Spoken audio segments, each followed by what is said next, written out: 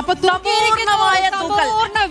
സമ്പൂർണ്ണ വിജയം 100 കടന്ന് 104ലേക്ക് കടന്നിരിക്കുന്നു. ഒരു സീറ്റിൽ കൂടി മാറ്റമുണ്ടായിരിക്കുന്നു. 104ലേക്ക് UDF വീണ്ടും അംഗസംഖ്യ ഉയർത്തിയിരിക്കുന്നു. 34ലേക്ക് LDF പരിമിതപ്പെട്ടിരിക്കുന്നു.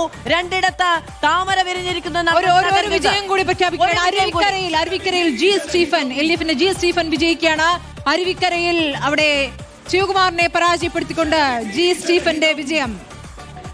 ടി സിദ്ദിഖിന്റെ റാലി ഒന്ന് നമുക്ക് കാണാം. ടി സിദ്ദിഖിന്റെ റാലി വൻ ഭൂരിപക്ഷത്തിൽ വിജയിച്ചിട്ട് ടി സിദ്ദിഖിന് അവിടെ അണികൾ ഹാരമർപ്പിച്ച് വാഹനത്തിലൂടെ കൊണ്ടുപോവുകയാണ്. അഭിനന്ദനങ്ങൾ ഏറ്റുവാങ്ങി ടി സിദ്ദിഖ് മുന്നോട്ട് പോകുന്നു. ടി സിദ്ദിഖിനെ പൊതുവേദിയിലെത്തി പരിഹസിച്ചവർക്ക് മറുപടി നൽകിയിരിക്കുന്നു വയനാട്ടിലെ ജനങ്ങൾ എന്നുള്ളതാണ്. ഇനിയിപ്പോ വേണ്ട തന്നെത്താനെ പോവാം അല്ലെ? അതെ, ടി സിദ്ദിഖ് അവിടെ എന്തായിരുന്നു ആ സമയത്ത് ചെയ്തത് നമുക്ക് കണ്ടാണ്. ദുരന്തബാധ പ്രദേശത്ത് എത്രത്തോളം പ്രവർത്തിച്ചെന്ന് കണ്ടാണ്. ടി സിദ്ദിഖിനെ അപമാനിച്ചവർക്കുള്ള മറുപടി കൂടിയാണ് ഈ ഗംഭീര വിജയം വയനാട്ടുകാർ നൽകിയിരിക്കുന്നത്. മറ്റൊരാളില്ല കൽപ്പറ്റയിൽ ടി സിദ്ദിഖിന് പകരം വെക്കാൻ മറ്റൊരു പേരുമില്ല. ടി സിദ്ദിഖ് അവിടെ ഉജ്ജ്വലമായ വിജയം സ്വന്തമാക്കിയിരിക്കുന്നു എന്നതാണ് ഏറ്റവും പ്രധാനപ്പെട്ട കാര്യം. ഒരു ഘട്ടത്തിലും പിന്നിലോട്ട് പോയില്ല.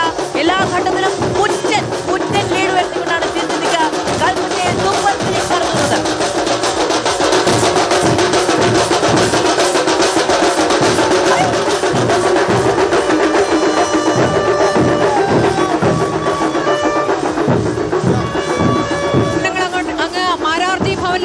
രാജീവ് ചന്ദ്രശേഖരന്റെ ലീഡ് ആഘോഷിച്ചു തുടങ്ങിയിരിക്കുന്നു. BJP പ്രവർത്തകർ എന്നുള്ളതാണ്.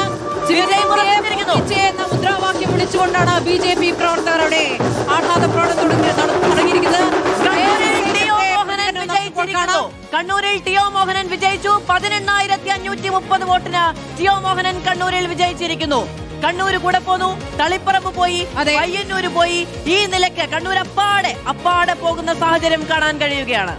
18,530 വോട്ടിന്റെ വിജയമാണ് കണ്ണൂരിൽ ടിഒ മോഹൻ ഉണ്ടായിരിക്കുന്നത്. സേവ്യർ ചിറ്റലപ്പള്ളിയുടെ വിജയം LDFന്റെ വിജയമാണ്. വടക്കാഞ്ചേരിയിൽ സേവ്യർ ചിറ്റലപ്പള്ളി 5,690 വോട്ടിന് ജയിച്ചിരിക്കുന്നു. ആകെ 70,725 വോട്ടാണ് സേവ്യർ ചിറ്റലപ്പള്ളി വിജയിച്ചിരിക്കുന്നു. 5,690 വോട്ടിന്റെ ഭൂരിപക്ഷത്തിൽ LDFന് ആശ്വാസമാകുന്ന മറ്റൊരു വിജയം കൂടി ഉണ്ടായിരിക്കുന്നു.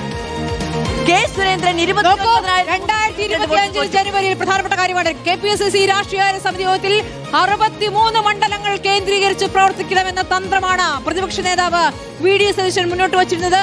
നിലവിൽ കോൺഗ്രസ് ലീഡ് ചെയ്യുന്നത് 64 മണ്ഡലങ്ങളാണ്. 64 ഈ എണ്ണക്കണക്കിൽ അദ്ദേഹം അച്ചട്ടാണ് എന്നുള്ളതാണ്. പലപ്പോഴും അതെ, കഴിഞ്ഞ ഉപതെരഞ്ഞെടുപ്പിലും അതെ, ഭൂരിപക്ഷം അദ്ദേഹം പ്രയോഗിച്ച രീതിയിൽ മുന്നോട്ട് വന്നിരിക്കുന്നു. 1 ഡസനിലധികം മന്ത്രിമാർ പരാജയപ്പെടുമെന്ന് പറയുന്നിടത്ത് 1 ഡസൻ കടന്നിരിക്കുന്നു പരാജയം. 100 കടക്കുന്നു എന്ന് പറഞ്ഞിടത്തത് 100 കടന്നിരിക്കുന്നു. അതാ 63 മണ്ഡലങ്ങൾ നോക്കൂ. കഴിഞ്ഞ തവണ കോൺഗ്രസിന് എത്രയുണ്ടായിരുന്നു? കഴിഞ്ഞ തവണ 21-ൽ നിന്ന് 63ലേക്ക് നീണ്ടിരിക്കുന്നു എന്നുള്ളതാണ്. പറഞ്ഞ കാര്യങ്ങൾ നടപ്പാക്കിയിരിക്കുന്നു എന്നുള്ളതാണ്. അപ്പോൾ രാഷ്ട്രീയകാര്യ സമിതി പറഞ്ഞ ഉറപ്പത പാലിച്ചിരിക്കുന്നു പ്രതിപക്ഷ നേതാവ്. 64 മണ്ഡലങ്ങൾ കേന്ദ്രീകരിച്ച് പ്രവർത്തിക്കാനുള്ള ഒരു തന്ത്രം ഉണ്ടാക്കുകയും അത് അപ്പാടെ വിജയത്തിലേക്ക്